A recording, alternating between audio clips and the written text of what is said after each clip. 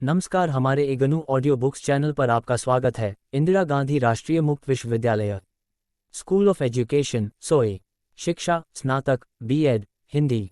प्रथम वर्ष। मूल पाठ्यक्रम BS-122 समकालीन भारत एवं शिक्षा। खंड 1 भारतीय सामाजिक संदर्भ एवं शिक्षा।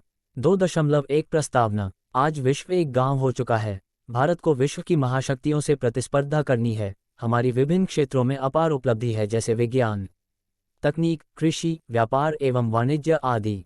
परंतु हमें अभी लोकतांत्रिक, धर्मनिरपेक्ष तथा समाजवादी समाज एवं आवश्यकता तथा लक्ष्य के अनुसार राष्ट्रीय शिक्षा व्यवस्था के निर्माण के लक्ष्य तक पहुंचने के लिए एक लंबा रास्ता तय करना है, जिसका हमने स्वयं से वादा किया था। अज्ञानता, अशिक्षा, महिला उत्पीड़न की समस्या तथा अधिक जनसंख्या आदि कठिनाइयां अभी भी हमारे समाज की वृद्धि एवं विकास में बाधा उत्पन्न कर रही हैं। सरकार द्वारा बहुत से शैक्षिकी तथा अन्य सामाजिक एवं आर्थिक योजनाओं के प्रारंभ के बाद भी समाज का प्रत्येक व्यक्ति लाभान्वित नहीं है। शिक्षा को अपनी महत्वपूर्ण भूमिका निभानी है। इसे लोगों को एकता में बांधना है, सामाजिक संरचना तथा न्याय को कायम रखना है। एक आत्मसंतुष्ट समाज की स्थापना करनी है, जहां प्रत्येक व्यक्ति सम्मान पाता है तथा समाज की वृद्धि में पारस्परिक रूप से वचनबद्धता दिखाता है तथा प्रत्येक व्यक्ति राष्ट्रीय विकास के हित में समर्पित रूप से सहभागी होता है। प्रस्तुत इकाई उपरोक्त सभी अवधारणाओं, भारतीय समाज की अपेक्षाएं तथा भारतीय समाज में शिक्षा की भूमिका की प्रासंगिकता पर विशेष रूप से प्रकाश डालते हुए इस पर विषयगत रूप से चर्चा करती है। 2.2 उद्देश्य। इस इकाई के अध्ययन के पश्चात आप भारतीय समाज के विभिन्न अपेक्षाओं का वर्णन कर सकेंगे। इन अपेक्षाओं को भारत के वर्तमान परिदृश्य से संबंधित कर सकेंगे। सामाजिक व्यवस्था द्वारा सामाजिक न्याय का विश्लेषण तथा चर्चा कर सकेंगे। आत्मसम्मान तथा आत्मबोध की आवश्यकता की व्याख्या कर सकेंगे। इन सामाजिक अपेक्षाओं की प्राप्ति में शिक्षा की भूमिका की चर्चा कर सकेंगे। 2.3 अपेक्षा के मुख्य क्षेत्र। 2.3.1 राष्ट्रवाद। राष्ट्रवाद एक शक्ति है जो देश के नागरिकों को एकता के सूत्र में बांधती है। यह व्यक्ति को राष्ट्र की भलाई के लिए अपनी अच्छाइयों के त्याग के लिए मार्ग प्रशस्त करती है। किसी देश के देशभक्त नागरिक राष्ट्रहित के लिए अपने हितों का त्याग करते हैं। राष्ट्रवाद की भावना व्यक्ति को यह अनुभूति कराती है कि राष्ट्र के ऊपर कुछ नहीं है। नागरिक व्यक्तिगत रूप से इससे अपनी विभिन्नताओं का समाधान करते हैं। एक लक्ष्य की प्राप्ति के लिए नागरिकों को मजबूत बंधन में बांधता है, जो राष्ट्र सेवा तथा बाह्य खतरों से रक्षा करता है। राष्ट्रवाद के लिए शिक्षा। शिक्षा का एक महत्वपूर्ण लक्ष्य व्यक्तियों को समाजीकृत तथा उनको एकता के बंधन में बांधना है। वास्तव में राष्ट्रवाद के लिए शिक्षा का अर्थ राष्ट्रीय एकता के लिए शिक्षा और समाज सेवा की भावना को मनस्थापित करना है। ये राष्ट्रीय पुनर्रचना तथा राष्ट्रीय प्रगति की ओर उन्मुख है। राष्ट्रीय एकता केवल तभी संभव है जब विभिन्न प्रजाति, वर्गों, सामाजिक समूहों, प्रांतों के नागरिक अपने राष्ट्र के प्रति प्रेम की भावना का विकास करते हैं तथा राष्ट्रीय प्रगति और राष्ट्रहित के लिए एक साथ काम करते हैं। शिक्षा राष्ट्रीय प्रगति में सहायता करती है जब ये राष्ट्र की आर्थिक प्रगति के लिए नेतृत्व करती हो। शिक्षा को सामाजिक बुराइयों का उन्मूलन करना चाहिए। इसे सुनिश्चित करना चाहिए कि लोग भाषा, जाति, पंथ तथा रंग के मुद्दे पर एक दूसरे से लड़ाई झगड़ा न करें। तुच्छ मुद्दे राष्ट्रवाद के मार्ग में बाधक होते हैं, जैसे कई धर्म, विभिन्न समुदाय, विभिन्न राजनीतिक दल, क्षेत्रीय प्रांत, अनेक भाषा, आर्थिक असमानता, सामाजिक असमानता, योग्य नेतृत्व का अभाव, उचित शिक्षा का अभाव। आज भारतीय समाज को राष्ट्रवादी भावना की वृद्धि के लिए अपेक्षाएं रखनी होगी। पाठ्यक्रम, शिक्षण विधियां। शिक्षक आदि सभी को सामूहिक राष्ट्रीय जीवन के लिए विभिन्न विषय उपसमूहों को मुख्यधारा में एकीकृत करने का प्रयास करना चाहिए। 2.3.2 सामाजिक व्यवस्था एक आधारभूत नियम तथा व्यवस्था है जिसके अनुसार प्रत्येक संस्था या संगठन कार्य करता है। यह एक राष्ट्र के साथ साथ समाज के लिए भी सत्य है। व्यवस्था जिसके अनुसार समाज कार्य करता है सामाजिक व्यवस्था कहलाती है। सामाजिक व्यवस्था समाज की परंपरा अथवा प्रबंधन के अतिरिक्त कुछ नहीं है।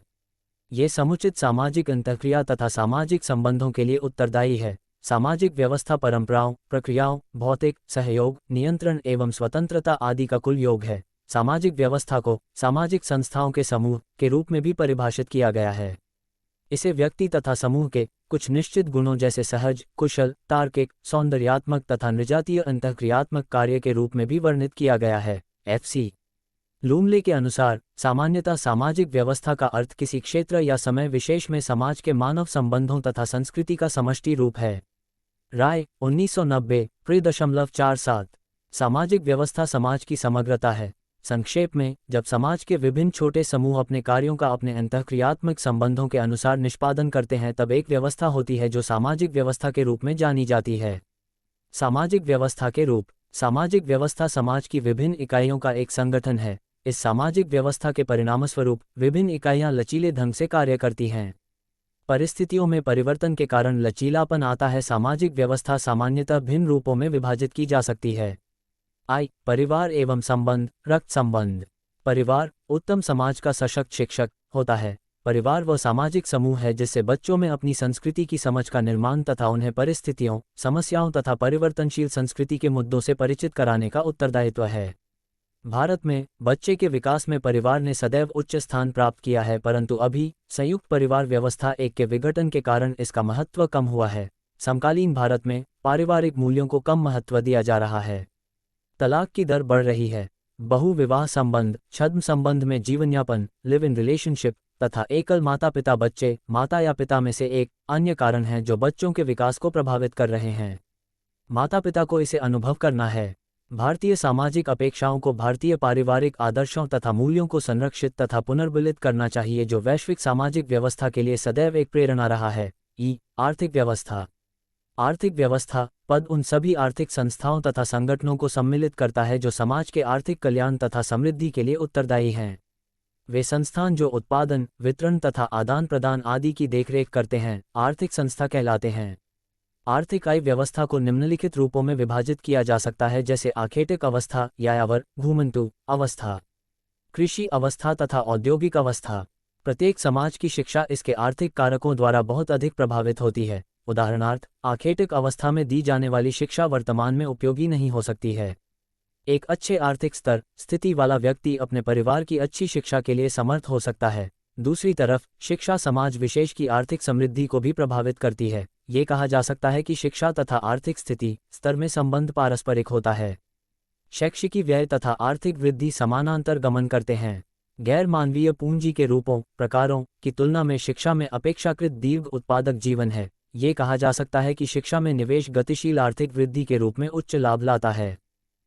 राजनीतिक व्यवस्था। राजनीतिक व्यवस्था सामाजिक व्यवस्था का ये पक्ष अथवा भाग होता है जिसमें विभिन्न राजनीतिक संस्थाएं विद्यमान होती हैं। सरकारें तथा सहयोगी अभिकरण राजनीतिक व्यवस्था के मुख्य कारक तथा तत्व हैं। राज्य में बहुत से महत्वपूर्ण अभिकरण हैं। अन्य राजनीतिक संस्थाएं इसके लिए लगभग पूरक तथा द्वितीयक हैं। राज्य शिक्षा में एक महत्वपूर्ण भूमिका निभाता है। इस खंड में देश तथा राज्य शब्द पर्यायवाची के रूप में उपयोग किए गए हैं। यह एक औपचारिक सरकार तथा संगठित राजनीतिक व्यवस्था को प्रस्तुत करता है। एक राष्ट्र की स्थिति तथा शिक्षा का इसके साथ संबंध का अध्ययन करना उचित होगा। राष्ट्र में जिन तंत्रों की सहायता से शिक्षा दी जाती है उनका राष्ट्र द्वारा शपथ राजनीतिक व्यवस्था के अनुसार होना अनिवार्य बाधक है। शिक्षा के माध्यम से राष्ट्र नागरिकों को विकसित करने तथा प्रशिक्षित करने का प्रयास करता है जो समाज के सहायक सदस्य हो सकते हैं। यदि किसी राष्ट्र में लोकतांत्रिक व्यवस्था है तो उसकी शिक्षा अनिवार्यतः नागरिकों में लोकतांत्रिक कला का प्रशिक्षण देने के लिए बाध्य होगी। राज्य महान प्राचीन विचारकों के अनुसार समाज का पर्याय था, परंतु वर्तमान समय में ये पृथक राजनीतिक पहचान के रूप में व्यवहार किया जाता है। समाज अपेक्षाकृत व्यापक पद है जबकि राज्य एक राजनीतिक संस्था है जिसके पास सीमित क्षेत्र तथा संगठन हैं। इस राजनीतिक संगठन को समाज में विधि व्यवस्था को कायम रखने तथा विकास को संपादित करने का उत्तरदायित्व है। धार्मिक व्यवस्था। भारत एक बहुधर्मी देश है। विभिन्न धार्मिक आस्था के लोग प्रेम तथा एकता के साथ देश में रहते हैं तथा अपने सामाजिक राजनीतिक जीवन में धर्मनिरपेक्षता के सिद्धांत को अपनाया है। भारत का संविधान अपने नागरिकों के धार्मिक स्वतंत्रता को सुनिश्चित करता है। धर्म मानव को नैतिक जीवन की ओर प्रेरित करता है। इससे प्रभावित होकर लोग अपने चरित्र को धर्म द्वारा स्थापित आदर्शों के अनुसार मोड़ने का प्रयास करते हैं। धर्म हमें प्राचीन समय से प्रेरक नागरिक जीवन, मानवता, सहचर भावना, विश्वव्यापी बंधुता, समाज के समूहों, उपसमूहों तथा व्यक्तियों में राष्ट्रीय तथा भावनात्मक एकता का पाठ पढ़ाया है। परंतु समकालीन भारत में धर्म के नाम पर लोग प्रेम तथा उदारता के स्थान पर घृणित तथा संकीर्ण मानसिकता उत्पन्न कर रहे हैं। अन्य धर्मावलंबियों पर भयंकर क्रूरता की गई है। यदि धार्मिक व्यवस्था को कायम करना है तो इसके लिए धर्म को मानव कल्याण का एक माध्यम बनना चाहिए। इसे समाज के अनुशासन तथा आध्यात्मिक उत्थान का एक उपकरण होना चाहिए। बच्चों को सभी धर्मों के मूल सिद्धांतों तथा आदर्शों से परिचित कराना चाहिए। यह इसलिए कि विभिन्न धर्मों में मानवीय तथा अन्य संबंधित मूल्यों की विरासत कहानी कथन तथा मस्तिष्क उद्वेलन के रूप में विद्यालयी पाठ्यचर्या के रूप में होना चाहिए। विधिक व्यवस्था। सरकार का कोई भी रूप हो, प्रत्येक समाज के लिए शासन के रूप में विधियां आवश्यक हैं, जो सामाजिक जीवन के संचालन के लिए तैयार की गई हैं। भारतीय संविधान के प्राधिकार के अंतर्गत शिक्षा का अधिकार प्रत्येक व्यक्ति के लिए है। वैश्विक रूप से शिक्षा का संवैधानिक अधिकार अपना विधिक आधार मानव अधिकार पर सार्वभौमिक घोषणा universal declaration of human rights (UDHR) के अनुच्छेद 26(2) से प्राप्त करता है, जो कहता है कि प्रत्येक व्यक्ति को शिक्षा का संवैधानिक अधिकार है। इस कानून का पालन करना आवश्यक है तथा उल्लंघन करना समुदाय के संगठित बल या न्याय तंत्र द्वारा दंडनीय है। कौन निर्णय करेगा कि राष्ट्र में कितना धन उपयोग किया जा सकता है तथा कब तक शिक्षा निःशुल्क प्रदान की जाएगी? इसे समाज में सामाजिक अनुशासन कायम रखने के लिए वैधानिक ढंग से अनुकरण करना है। भारतीय अपेक्षाओं को इस संबंध में कुशल कार्य तथा पहले समाधान के लिए विधिक व्यवस्था को मजबूत करना है, जिससे कि नागरिकों को उन्हें समाज के बुरे तत्वों से रक्षा तथा सुरक्षा के लिए इसमें विश्वास हो। 2.3.3 सामाजिक न्याय। विश्व स्तर पर समाज सामाजिक स्तरीकरण के आधार पर पदानुक्रम द्वारा पृथक किया जाता है। सामाजिक प्रतिरूप समाज में असमान रूप से वितरित हैं। यंग एवं मैक के शब्दों में, अधिकांश समाजों में लोग एक दूसरे को वर्गों तथा पदों में वर्गीकृत करते हैं। ये वर्ग ऊपर से नीचे पंक्तियों में होते हैं। इस प्रकार की श्रेणियों को परिभाषित करना सामाजिक स्तरीकरण कहलाता है तथा क्रमित श्रेणी का परिणामी समूह स्तरीकरण संरचना कहलाता है। माथुर 1992 .269 श्रेणियां स्वयं में स्तर कहलाती हैं, जो वर्ग के नाम से लोकप्रिय हैं। भारत में अमीर तथा गरीब, पुरुष तथा स्त्री, श्रमिक तथा नियोक्ता के मध्य अंतर मौलिक समस्याएं हैं। समाज के संपूर्ण विस्तार पर विचार करते हुए स्तरीकरण व्यवस्था में उपयुक्त सामाजिक विशेषताओं के 3 प्रकार हो सकते हैं। ये सभी हैं: 1. जैविक कारक जैसे आयु, लिंग, प्रजाति तथा संबंधी। 2. वर्ग विशेषताएं जैसे व्यवसाय, धन एवं शक्ति। 3. विशेष मानसिक विशेषताएं जैसे प्रतिभा तथा व्यक्तित्व। परंतु कभी कभी स्तरीकरण संगत सामाजिक बल के रूप में कार्य करता है। मान्यता एक एकीकृत बल है। इसके द्वारा स्तरीकरण के प्रयोग के माध्यम से समाज अधिक संगत, जुड़ाव की प्रकृति होता है। इसलिए ये दृढ़तापूर्वक कहा जा सकता है कि स्तरीकरण का अर्थ विभाजन तथा जुड़ाव दोनों हो सकता है। हमारे समाज में धन, आय तथा मौलिक सेवाओं का असमान वितरण है। अभी तक अधिकांश लोग एक दिन में 2 समय का भोजन नहीं प्राप्त करते हैं। महिलाएं अभी भी कुछ समाजों, क्षेत्रों में समान दर्जा नहीं प्राप्त करती हैं। ऐसे परिदृश्य में सामाजिक न्याय की अवधारणा कैसे उपयुक्त हो सकती है? शिक्षा के माध्यम से इस स्तरीकरण की समस्या का समाधान किया जा सकता है। भारतीय समाज में ये सामान्य परिस्थिति है। एक तरफ जाति के साथ स्तरीकरण की बाधाओं को दूर करने का प्रयास किया जा रहा है, तो दूसरी तरफ वर्ग भावना आधारित शिक्षा व्यवस्था के माध्यम से और अधिक वर्ग आधारित स्तरीकरण को मनस्थापित किया जा रहा है। जब एक व्यक्ति छोटे पद से बड़े पद पर आसीन होता है, तब वह वर्ग संरचना में अपनी स्थिति को परिवर्तित करता है। व्यक्ति सामाजिक रूप से गतिशील कहा जा सकता है जब वह एक सामाजिक समूह से दूसरे सामाजिक समूह में जाता है।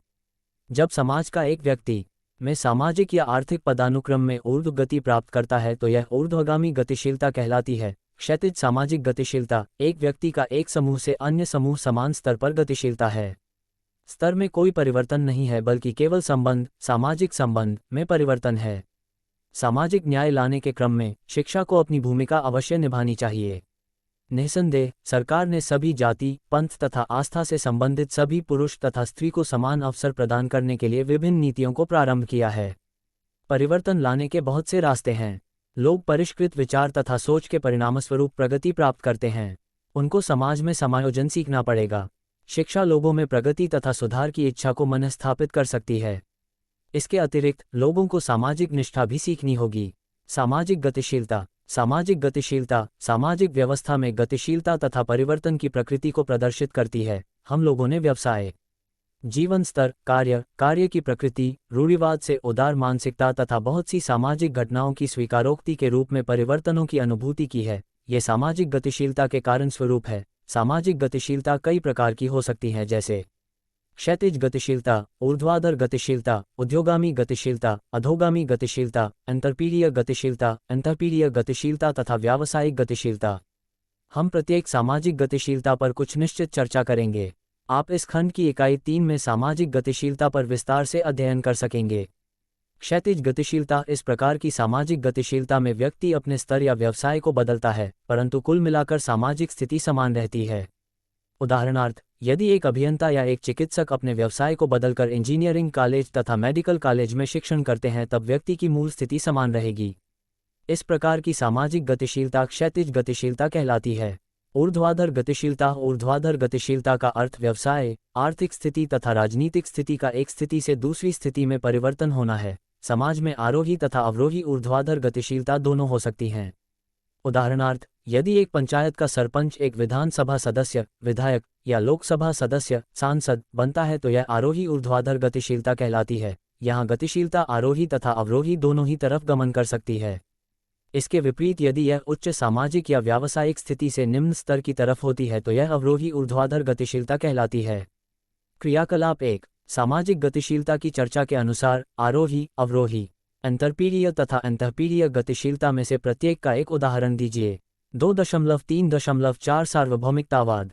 सार्वभौमिकतावाद की अवधारणा व्यापक रूप में समावेशी है। इसका अर्थ है कि यह सभी के लिए निरावाद रूप से विस्तृत है।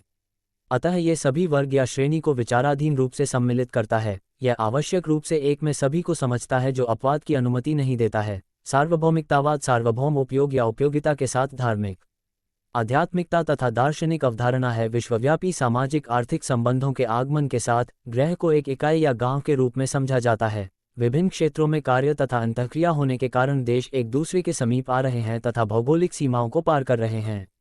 हम एक व्यक्ति या एक राष्ट्र के रूप में अलग रहकर अस्तित्व में नहीं रह सकते हैं। पंडित जवाहरलाल नेहरू एक दूरदर्शी व्यक्ति थे जिन्होंने इसे पहले ही अनुभव किया था। सभी देशों के मध्य मित्रता, प्रेम तथा सहिष्णुता जैसी भावना आवश्यक है, परंतु हमें ऐतिहासिक पृष्ठभूमि तथा वर्तमान परिदृश्य को ध्यान में रखते हुए इसे समझना है ताकि भविष्य सुरक्षित हो। विश्व शांति या सार्वभौमिकतावाद के लिए बड़ा खतरा विभिन्न देशों की राजनीतिक एवं आर्थिक परिस्थितियां हैं। व्यक्तिगत हित में एक राष्ट्र दूसरे राष्ट्र को प्रगति कराना नहीं चाहता है अथवा प्रगति करते हुए नहीं देख सकता है। लोगों का शक्ति तथा प्रतिष्ठा का लालच सार्वभौमिकतावाद की प्राप्ति में खतरा है। यह महत्वपूर्ण समय है कि सभी देशों को अनुभूति करना चाहिए कि जर्मनी तथा अन्य राष्ट्रों के बीच शत्रुता के कारण यहाँ तक कि प्रथम विश्व युद्ध भी लड़ा गया। विश्व युद्ध की हानि को हमें भूलना नहीं चाहिए। सार्वभौमिकतावाद लाने के लिए सभी स्तरों से प्रयास करना चाहिए। अंतर्राष्ट्रीय समझ के विकास के लिए सहयोग, सहिष्णुता तथा परस्पर विश्वास, निर्भरता तथा मित्रता का एक वातावरण निर्मित होना चाहिए। ये समय की मांग है। प्रत्येक शैक्षिकी कार्यक्रम में वैश्विक समझ के लिए शिक्षण का स्थान होना चाहिए। हमें अपनी शिक्षण अधिगम प्रक्रिया की योजना तथा संरचना इस तरह बनानी चाहिए जिससे कि बच्चों की वृद्धि वैश्विक नागरिक के रूप में हो सके।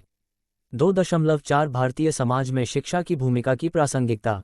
यह व्यापक रूप में माना जाता है कि कोई समाज स्वयं को परिवर्तित या आधुनिक करना चाहता है तो वह कई साधनों का उपयोग करता है, जिसमें अपेक्षित लक्ष्यों की प्राप्ति के लिए शायद शिक्षा एक बहुत महत्वपूर्ण साधन है। शिक्षा को लोकतंत्र, धर्मनिरपेक्षता, राष्ट्रीय अखंडता के आदर्शों को समझने में बहुत बड़े सहायक के रूप में माना जाता है। शिक्षा लोगों में मूल्यों तथा अभिवृत्तियों के परिवर्तन तथा उनमें सामाजिक परिवर्तन के लिए उत्तेजना तथा आवश्यक प्रेरणा के निर्माण के लिए अपेक्षित मानी जाती है। शिक्षा आवश्यक निपुण व्यक्ति का निर्माण कर सकती है जो आत्मसंतुष्ट होकर आत्मबोध का प्रयास कर सकते हैं। भारतीय संदर्भ में शिक्षा को भारतीय समाज के संजोए हुए महत्वाकांक्षाओं की प्राप्ति में एक प्रभावी उपकरण होना है। यह निम्नलिखित चर्चा किए गए प्रकरणों के अनुसार पूर्ण किया जा सकता है।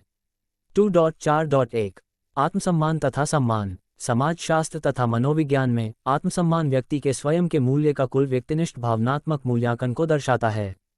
ये किसी के निर्णय के साथ साथ उसका स्वयं के प्रति एक अभिवृत्ति है। आत्मसम्मान विश्वास तथा भावनाओं की ओर इंगित करता है, जैसे विजय, जीत, निराशा, अभिमान तथा लज्जा। यह इस रूप में भी परिभाषित किया जा सकता है कि हम अपने विषय में क्या सोचते हैं। यह अपने विषय में नकारात्मक तथा सकारात्मक मूल्यांकन एवं अनुभूति करनी है। आत्मसम्मान एक आयाम विशेष या वैश्विक स्तर पर उपयोग हो सकता है। मनोवैज्ञानिक सामान्यतः आत्मसम्मान को स्थायी व्यक्तित्व चरित्र के रूप में विचार करते हैं। यद्यपि सामान्यतः इसका संक्षेप पद विभिन्नता भी अस्तित्व में है। आत्मसम्मान का बहुत अधिक उच्च तथा निम्न क्षेत्र विस्तार की समाप्ति तथा खतरनाक है, अतः मध्य में एक रेखा का खींचना आदर्श होगा। अतः आपका स्वयं में स्वाभिमान आत्मसम्मान कहलाता है। आत्मसम्मान की सोच अपने आप को महत्व देती है। यदि आप महसूस करते हैं कि आपके पास अच्छी वस्तु नहीं है, तब आपके पास निम्न आत्मसम्मान, विश्वास, आत्मनिर्देशन, आशावाद, समस्या समाधान की क्षमता है। स्वयं की अच्छी देखभाल तथा साहसिक क्षमता कुछ सकारात्मक आत्मसम्मान के प्रतीक हैं। निम्न आत्मसम्मान के लोग कुंठित रहते हैं। वे लोग सदैव दूसरों की निंदा करते हैं, धार्मिक मूल्यों तथा दूसरों के विश्वास का आदर नहीं कर सकते हैं। शिक्षा द्वारा लोगों में सकारात्मक आत्मसम्मान विकसित करने के लिए आवश्यक दक्षता के साथ कौशल तथा उचित अभिवृत्ति को मनस्थापित करना चाहिए। 2.4.2 समाज तथा पर्यावरणीय जागरूकता। पारिस्थितिकी, आर्थिक तथा नैतिक विचार के दृष्टिकोण के विषय में सभी का वैश्विक समझ विकसित करने की शीघ्र आवश्यकता है। वर्तमान संदर्भ में पारिस्थितिकी संबंध समेत मानव की प्रकृति के साथ तथा मानव का मानव के साथ संबंधों को सुदृढ़ करना आवश्यक हो गया है। प्रत्येक देश को अपनी संस्कृति के अनुसार कुछ मौलिक संकल्पनाओं का अर्थ स्वयं के लिए स्पष्ट करना आवश्यक है, जैसे संपूर्ण वातावरण के संदर्भ में स्पष्ट विचार तथा अन्य संस्कृति को बढ़ाने के साथ अन्य देशों के राष्ट्रीय सीमा के बाहर जीवन की गुणवत्ता तथा मानवीय सुख। ये समझना होगा कि कौन सा कार्य जैव, भौतिक तथा मानव निर्मित पर्यावरण के साथ सौहार्दपूर्वक मानवीय क्षमताओं का संरक्षण तथा सुदृढ़ीकरण तथा सामाजिक एवं व्यक्तिगत भलाई सुनिश्चित करेगा। शिक्षा द्वारा लोगों को जागरूक बनाने की दिशा में महत्वपूर्ण भूमिका निभानी है। हमें वैश्विक जनसंख्या विकसित करने की आवश्यकता है जो पर्यावरण और इससे संबंधित समस्याओं जैसे प्राकृतिक संसाधनों की समाप्ति के प्रति जागरूकता तथा इससे सरोकार रखती हो, जिसे समाज की वर्तमान समस्याओं के समाधान तथा नवीनीकरण के संरक्षण के लिए व्यक्तिगत तथा सामूहिक रूप से कार्य करने का ज्ञान, कौशल, अभिवृत्ति तथा वचनबद्धता हो। संपूर्ण वातावरण तथा इससे संबंधित समस्याओं के प्रति जागरूकता तथा समझ के लिए व्यक्तियों को आवश्यक रूप से सहायता की जानी चाहिए। शिक्षा को व्यक्तियों में ऐसे ज्ञान तथा मूल्यों को मनस्थापित करना चाहिए कि एक अभिवृत्ति परिवर्तन हो तथा वे पर्यावरण से संबंधित सामाजिक मूल्यों, मजबूत भावना तथा समाज की सुरक्षा एवं सुधार में भूमिका के लिए प्रोत्साहन ग्रहण करें। विद्यालयों को पर्यावरणीय युक्तियों के मूल्यांकन तथा पारिस्थितिकी, राजनीतिक, आर्थिक, सामाजिक, सौंदर्यात्मक तथा शैक्षिकी कारकों के रूप में शिक्षा कार्यक्रम के लिए व्यक्तियों को सक्षम करना चाहिए। 2.4.3 आत्मसंतुष्टि की आवश्यकता। आपको समझाया जाए कि हम आत्मसंतुष्टि से क्या समझते हैं। इसका अर्थ आर्थिक रूप से स्वतंत्र, आत्मनिर्भर तथा आत्मसहायक होना है। समाज को इसकी वृद्धि के लिए आवश्यक रूप से आत्मसंतुष्ट होना चाहिए। इसे खाद्य उत्पादन के विशेष संबंध में मौलिक आवश्यकताओं की पूर्ति में बाह्य सहायता की आवश्यकता नहीं के रूप में परिभाषित किया जा सकता है। हमारे समाज को प्रावधान करना होगा कि सभी क्षेत्र के लोगों को आत्मसंतुष्ट होना चाहिए। हमारी मुख्य क्षमतावान संपत्ति हमारे लोग हैं जो हल चलाते हैं, ट्रक चलाते हैं, लौह उद्योग या निर्माण या व्यापार पत्र कर रहे हैं। आर्थिक गतिविधियों की सभी शाखाओं के लिए मानवीय कारक सामान्य तथा महत्वपूर्ण हैं। राष्ट्र श्रम की संरचना तथा प्रभाविकता में शिक्षा को आवश्यक भूमिका निभानी है। जैसा कि अर्थव्यवस्था विकसित तथा विविध रूप धारण करता है, तब बहुसंख्य व्यवसायों में वृद्धि होती है और इसे भरने के लिए सुशिक्षित लोगों की आवश्यकता होती है। राष्ट्र की आर्थिक गतिविधि की वृद्धि के लिए शिक्षा को अवश्य गतिमान होना चाहिए। शिक्षा के प्रत्येक स्तर, प्राथमिक, माध्यमिक तथा उच्च, पर कृषि, कार्यशाला, प्रयोगशाला तथा उद्योग में ज्ञान प्रयोग पर दृढ़तापूर्वक बल देना चाहिए। शिक्षा के विभिन्न स्तरों पर बच्चे समाज के संबंध में आधुनिक तकनीकी शब्दों को समझ प्राप्त करते हैं। वे विभिन्न तकनीकी क्षेत्रों में उपकरणों तथा पदार्थों के उपयोग में मूलभूत सैद्धांतिक तथा व्यवहारिक अवधारणा प्राप्त करते हैं। विकसित तथा औद्योगिक रूप से विकसित देशों में सभी विद्यार्थियों के लिए सामान्य शिक्षा के रूप में तकनीक को प्रारंभ किया जा रहा है। कार्य अनुभव को कम से कम विद्यालय स्तर के पाठ्यचर्या पर बल देना चाहिए। प्राकृतिक संसाधन का उचित तथा न्यायपूर्ण उपयोग होना चाहिए। निश्चित रूप से शिक्षा ने आवश्यक प्रगति के लिए वैज्ञानिक तथा तकनीकी उपभोक्ता की पद्धतियां प्रदान किया है, परंतु लाभ सभी लोगों तक नहीं पहुंच पाता है। निर्धनता, अज्ञानता, कुपोषण तथा जनसंख्या संबंधी समस्याएं लोगों की आत्मसंतुष्टि में बाधाएं हैं। यदि हम अपने समाज को वैश्विक संदर्भ में बने रहने देना चाहते हैं तो लोगों को आर्थिक आत्मसंतुष्टि के साथ अन्य क्षेत्रों में भी आत्मसंतुष्ट होना चाहिए। 2.4.4 आत्मबोध। मानव को जैविक आवश्यकताओं जैसे क्षुधा, भूख, तृष्णा, प्यास आदि की अपेक्षा उच्च स्तर की आवश्यकताएं हैं। उसे प्रेम तथा आदर की भी आवश्यकता है। अब्राहम मॉस्लो ने अपने आत्मबोध के सिद्धांत को विकसित किया जो प्रोत्साहन तथा वृद्धि के प्रति सकारात्मक उपागम प्रदान करता है। उन्होंने मानवीय आवश्यकताओं को दो भागों में व्यवस्थित किया, क मूलभूत या निम्न स्तरीय आवश्यकताएं, ख उच्च स्तरीय आवश्यकताएं। प्रथम श्रेणी के अंतर्गत सभी शारीरिक आवश्यकताएं, सुरक्षा आवश्यकता, संबंध, प्रेम तथा सम्मान की आवश्यकताएं आती हैं, जबकि द्वितीय श्रेणी के अंतर्गत केवल आत्मबोध की आवश्यकता है। शारीरिक आवश्यकता की संतुष्टि के पश्चात अन्य उच्च स्तर की आवश्यकताएं महत्वपूर्ण हो जाती हैं।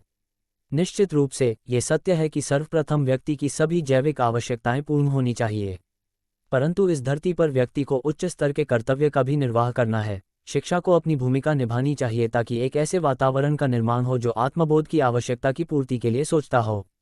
विद्यालय को ये सुनिश्चित करना होगा कि संबंध धन, सामाजिक स्थिति तथा संपदा आदि पर आधारित नहीं हों। बच्चों में राष्ट्र तथा व्यक्ति के प्रति उच्च स्तर के स्थायी मूल्यों जैसे ईमानदारी, जागरूकता, सहिष्णुता, सहयोग, सम्मान आदि को मनस्थापित करना चाहिए ताकि वे वचनबद्ध तथा समर्पित नागरिक के रूप में विकसित हों। आत्मबोध के लिए व्यक्ति को अनुकूल वातावरण की आवश्यकता होती है, अतः सरकार को ये देखना होगा कि व्यक्ति के साथ साथ समाज की प्राप्ति के लिए सभी को समान अवसर प्राप्त हों। 2.4.5 राष्ट्रीय विकास में सहभागिता। राष्ट्रीय विकास को प्रोन्नत करने में शिक्षा की एक महत्वपूर्ण भूमिका है। इसका लक्ष्य राष्ट्रवाद से पूर्ण नागरिकों को तैयार करना होना चाहिए। विश्व अर्थव्यवस्था में राष्ट्रों के मध्य बढ़ता हुआ आर्थिक एकीकरण तथा प्रगतिशील आर्थिक स्वतंत्रता रही है। हमें अन्य विकसित देशों के साथ प्रतिस्पर्धा करनी है। राष्ट्रीय विकास लाने में शिक्षा एक प्रभावशाली उपकरण है। इस प्रकार भारत में शिक्षा राष्ट्रीय विकास में प्रोत्साहित सहभागिता के उद्देश्य की प्राप्ति के लिए निम्नलिखित लक्ष्य रखती है।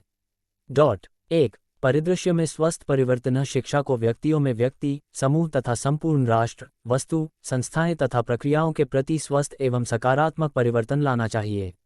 2. मानवीय संसाधन का विकास। शिक्षा को आर्थिक, उद्योग, तकनीकी तथा सामाजिक क्षेत्र में कुशल एवं दक्ष व्यक्तियों को प्रदान करने पर बल देना चाहिए। 3. अभिवृत्ति का विकास। शिक्षा को नवीन ज्ञान, कौशल तथा अभिवृत्तियों पर बल देना चाहिए जो राष्ट्रीय विकास में सहायता कर सकें। 4. लोकतांत्रिक तथा धर्मनिरपेक्ष मूल्यों का विकास। शिक्षा को नागरिकों में लोकतांत्रिक एवं धर्मनिरपेक्ष मूल्यों को मनस्थापित करना चाहिए। 5. राष्ट्रीय चेतना। शिक्षा को राष्ट्रीय परिप्रेक्ष्य में लोगों को उनकी आवश्यकताओं एवं समस्याओं को देखने के लिए तथा राष्ट्रीय चेतना को प्रोत्साहित करने के लिए स्पष्ट विचार प्रदान करने चाहिए। 2.4.5 राष्ट्रीय विकास में सहभागिता। राष्ट्रीय विकास को प्रोन्नत करने में शिक्षा की एक महत्वपूर्ण भूमिका है। इसका लक्ष्य राष्ट्रवाद से पूर्ण नागरिकों को तैयार करना होना चाहिए। विश्व अर्थव्यवस्था में राष्ट्रों के मध्य बढ़ता हुआ आर्थिक एकीकरण तथा प्रगतिशील आर्थिक स्वतंत्रता रही है। हमें अन्य विकसित देशों के साथ प्रतिस्पर्धा करनी है। राष्ट्रीय विकास लाने में शिक्षा एक प्रभावशाली उपकरण है। इस प्रकार भारत में शिक्षा राष्ट्रीय विकास में प्रोत्साहित सहभागिता के उद्देश्य की प्राप्ति के लिए निम्नलिखित लक्ष्य रखती है। 1. परिदृश्य में स्वस्थ परिवर्तन। शिक्षा को व्यक्तियों में व्यक्ति, समूह तथा संपूर्ण राष्ट्र, वस्तु, संस्थाएं तथा प्रक्रियाओं के प्रति स्वस्थ एवं सकारात्मक परिवर्तन लाना चाहिए। 2. मानवीय संसाधन का विकास। शिक्षा को आर्थिक, उद्योग, तकनीकी तथा सामाजिक क्षेत्र में कुशल एवं दक्ष व्यक्तियों को प्रदान करने पर बल देना चाहिए। 3. अभिवृत्ति का विकास। शिक्षा को नवीन ज्ञान, कौशल तथा अभिवृत्तियों पर बल देना चाहिए जो राष्ट्रीय विकास में सहायता कर सकें। 4. लोकतांत्रिक तथा धर्मनिरपेक्ष मूल्यों का विकास। शिक्षा को नागरिकों में लोकतांत्रिक एवं धर्मनिरपेक्ष मूल्यों को मनस्थापित करना चाहिए। 5. राष्ट्रीय चेतना। शिक्षा को राष्ट्रीय परिप्रेक्ष्य में लोगों को उनकी आवश्यकताओं एवं समस्याओं को देखने के लिए तथा राष्ट्रीय चेतना को प्रोत्साहित करने के लिए स्पष्ट विचार प्रदान करने चाहिए। 6. जीवन सूची के भौतिक गुणवत्ता में वृद्धि। शिक्षा को मानव के जैविक भलाई तथा समाज में कुल श्रम में बौद्धिक श्रम के अनुपात पर केंद्रित होना चाहिए। 7. सामाजिक तथा राष्ट्रीय अखंडता। शिक्षा को सामाजिक तथा राष्ट्रीय अखंडता का पाठ पढ़ाना चाहिए। 8. आर्थिक प्रगति के लिए शैक्षिकी कार्यक्रमों को राष्ट्रीय विकास के लिए होना चाहिए। शिक्षा का राष्ट्र तथा व्यक्ति के आर्थिक कल्याण पर बल देना चाहिए। 9. वैज्ञानिक, आध्यात्मिक तथा सांस्कृतिक मूल्यों का संश्लेषण। शिक्षा आध्यात्मिक तथा वैज्ञानिक दृष्टिकोण के मध्य सौहार्द ला सकती है। 10. शांति तथा अंतर्राष्ट्रीय समझ। शिक्षा को नागरिकों में शांति तथा अंतर्राष्ट्रीय समझ की भावना को मनस्थापित करना चाहिए। 11. पर्यावरणीय विघटन को रोकना यह अत्यावश्यक है। अंत में शिक्षा में कुछ अन्य मुद्दे जैसे लैंगिक असमानता, जनसंख्या नियंत्रण, पर्यावरणीय जागरूकता तथा जाति, रंग, पंथ के भेदभाव के बिना सम्मान आदि को सम्मिलित करना है। हम अपेक्षा करते हैं कि यदि इन पक्षों पर ध्यान दिया जाता है तो राष्ट्रीय विकास अग्रणी होगा। 2.5 सारांश। इस इकाई में हमने इस बात को स्पष्ट करने का प्रयास किया है कि राष्ट्रवाद की भावना व्यक्ति को अनुभूति कराती है कि राष्ट्र से ऊपर कुछ नहीं है। हमने ये भी स्पष्ट किया है कि सामाजिक क्रम समाज की व्यवस्था है। सामाजिक न्याय तथा सामाजिक व्यवस्था को कायम रखना आवश्यक है। हमने ये भी स्पष्ट किया कि विश्व एक वैश्विक गांव कैसे बन गया है। प्रत्येक दृष्टिकोण में वैश्विक समझ का विकास अत्यावश्यक है। समाज को आत्मसंतुष्ट होने की आवश्यकता है। सभी नागरिकों को आत्मसम्मान तथा आत्मबोध होना चाहिए।